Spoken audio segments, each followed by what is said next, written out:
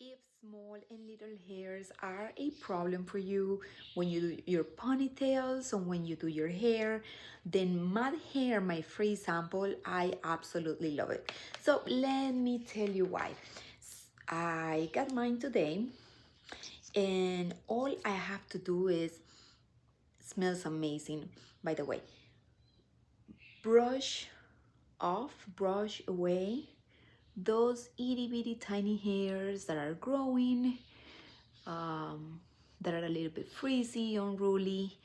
I want to just go like that and see the difference between my hair. So in the morning or when I go out, I like to have my hair organized.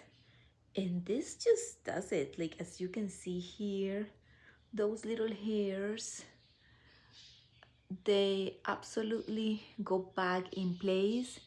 And one of the things that I like is that in the ingredients, they don't have harsh chemicals.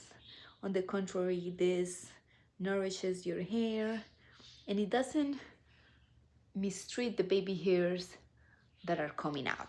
So I think this is a great thing to have, and I just love it. You see the difference, the before and after, how it looks with it. I like it. It smells amazing. I hope you give it a try. Thank you for watching.